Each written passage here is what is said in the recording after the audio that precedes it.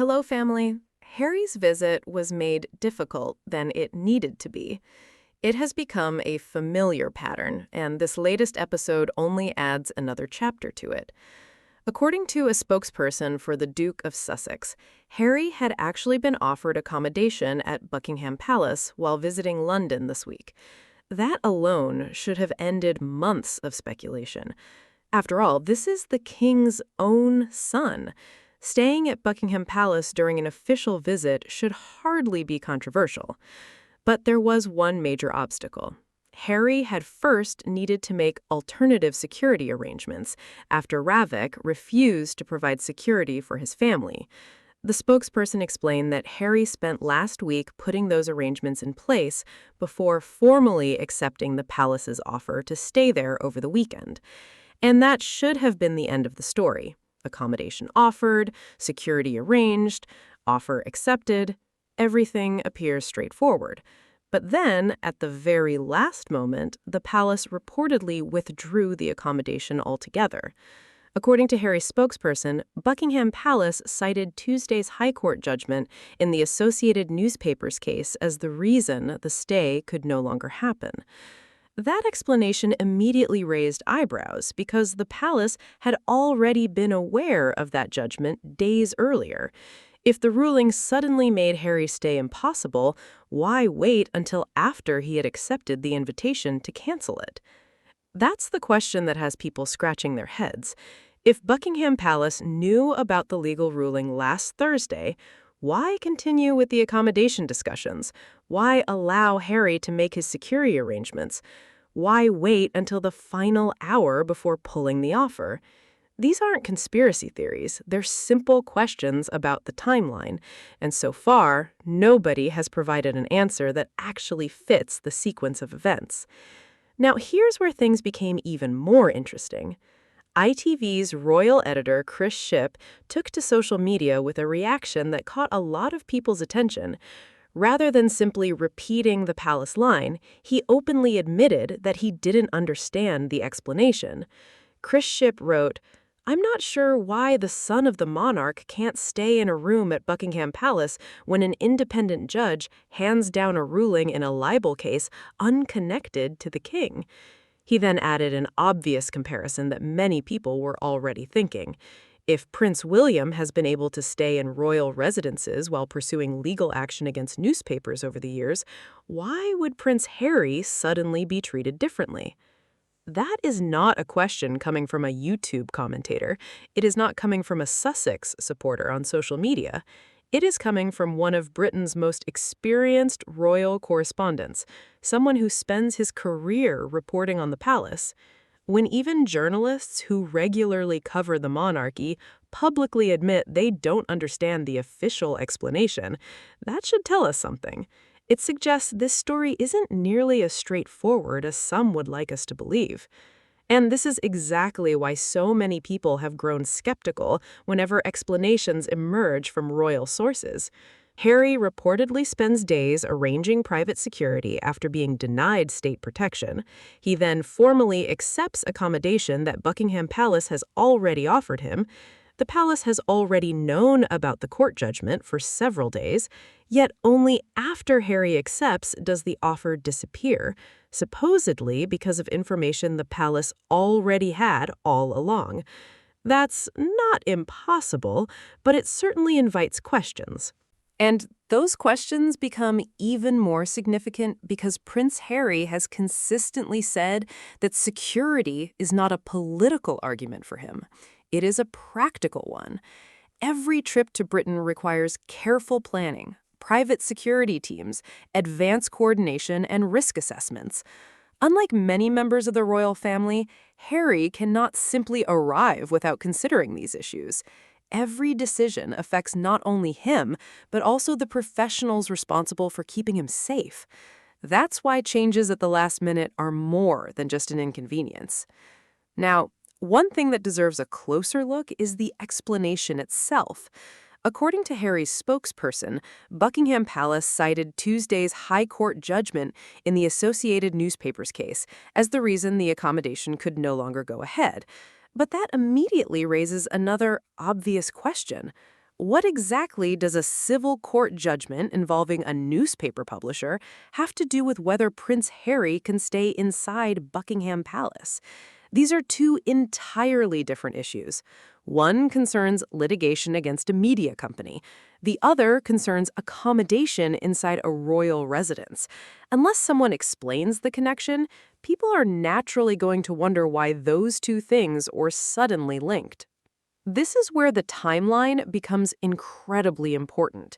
Harry's spokesperson says the palace already knew about the judgment days before the accommodation was formally accepted. If that's true, then the ruling wasn't new information. It wasn't an unexpected development that caught everyone by surprise. The palace would already have been aware of it while discussions were ongoing. So, if the judgment genuinely created a problem, why wasn't the accommodation withdrawn immediately? Why allow Harry to continue making arrangements? Why wait until after security plans had been organized and the offer accepted? Those are straightforward questions that deserve straightforward answers. This story also highlights something Prince Harry has been talking about for years. Planning a visit to the United Kingdom is not nearly as simple for him as many people imagine. Some commentators like to suggest that he can just book a flight, arrive at Heathrow, and carry on as though nothing has changed. But that ignores reality. Since losing automatic state-funded security, every visit requires careful planning, coordination with private security professionals, advance assessments, and discussions about where he can safely stay. Those are not minor details. They are fundamental parts of protecting someone whose security risks have been acknowledged in court proceedings. It's also worth remembering that Harry has repeatedly argued that his concerns are not based on privilege, but on risk. Whether people agree with his legal position or not, one fact has remained consistent. He believes the threats against him and his family are serious enough to require appropriate protection. The debate has always centered on how that protection should be provided, not on whether security matters at all. In that context, accommodation isn't simply having somewhere comfortable to sleep, it is part of a much larger security plan. Imagine spending days coordinating with professional security teams, adjusting schedules, confirming logistics, only to discover at the last moment that a major part of those arrangements has changed. Anyone who has ever organized an important trip knows how frustrating last-minute changes can be. Multiply that by the level of planning required for someone in Harry's position, and it becomes clear why his team described the situation as disappointing. Another reason this story has gained traction is because it seems to contradict a message that has often come from Buckingham Palace itself. We frequently hear that family relationships are separate from official matters. We hear that doors remain open. We hear that personal affection exists despite public disagreements. Yet stories like this leave many observers wondering how those reassuring messages fit with events on the ground. If an accommodation offer can reportedly be withdrawn after being accepted, people are inevitably going to ask whether the public messaging reflects the private reality. Chris Shipp's reaction tapped into exactly that uncertainty. He wasn't making a dramatic accusation. He wasn't claiming to know the palace's internal thinking. Instead, he simply pointed out something many people immediately noticed. The explanation didn't appear to make obvious sense. Sometimes the most powerful questions are the simplest ones. If Prince William has pursued legal action against newspapers while remaining within the royal fold, why should Prince Harry's legal case suddenly affect whether he can stay at Buckingham Palace? That comparison matters because consistency is one of the main ways institutions build trust. People can accept difficult decisions when they are applied evenly.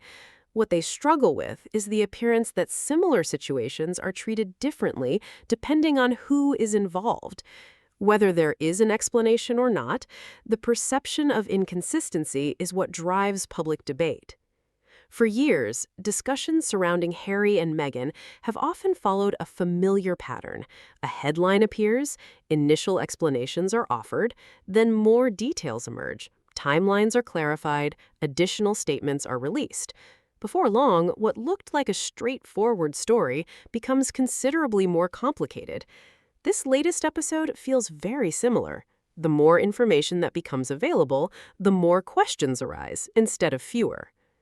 One aspect that often gets overlooked is the practical impact these situations have on Harry himself. Every trip back to Britain places him under intense public scrutiny. Every movement is analyzed. Every decision becomes front-page news. Unlike most people visiting family, he doesn't have the luxury of making quiet, uncomplicated arrangements. Every accommodation decision, every security measure, every appearance becomes part of a national conversation. That is an extraordinary burden for anyone to carry, regardless of their views about the monarchy. Then there's the media's role in all of this. Rather than focusing on why the accommodation reportedly changed, many headlines immediately shifted attention toward palace logistics or suggested the issue was simply unavoidable. Yet the real story is not whether staffing a palace is complicated. Of course it is. The real question is why the situation reached that point in the first place. If everyone involved already knew the relevant information days earlier, why wasn't the decision made earlier as well? That distinction matters because it changes the entire conversation. Instead of asking whether Buckingham Palace is capable of hosting someone at short notice, people are asking why a confirmed arrangement reportedly became uncertain only after it had already been accepted. Those are very different questions. One of the reasons Harry continues to generate enormous public interest is because his experiences often raise broader issues about accountability and transparency. People don't simply follow these stories because they involve royalty. They follow them because they reveal how powerful institutions communicate, explain their decisions, and respond when those explanations are challenged. This latest story is a perfect example. Nobody outside the palace knows every internal conversation that took place. Responsible reporting means acknowledging that limitation. At the same time, it is equally reasonable to point out when public explanations leave obvious gaps. Asking for consistency is not the same as making accusations. It is simply expecting institutions to provide explanations that align with the facts already in the public domain. And perhaps that is why Chris Shipp's comments resonated so widely. His reaction reflected something many readers were already thinking. If an explanation requires people to ignore the sequence of events that has already been laid out, then it is unlikely to satisfy public curiosity. The more transparent the timeline becomes, the more people naturally want to understand the reasoning behind it. Whether Buckingham Palace offers a fuller explanation remains to be seen. It may be that there are factors the public simply does not know. That is always possible. But until those factors are explained, this story will continue to prompt debate because the existing account leaves several obvious questions unanswered. At its heart, this isn't really about one room inside Buckingham Palace. It is about trust. It is about consistency, and it is about whether public explanations withstand careful scrutiny. Those issues matter far beyond the walls of any palace because they shape how people judge institutions that ask for public confidence. When a story can be summarized by a simple timeline that leaves experienced royal correspondents openly puzzled, it is hardly surprising that the public has questions too. Sometimes the most revealing part of a news story isn't what people are saying, it's what still hasn't been explained. And that is why this story is likely to continue long after this particular visit to London is over. The accommodation may have been withdrawn, but the questions certainly have not. Thank you for watching, and I will see you in the next video.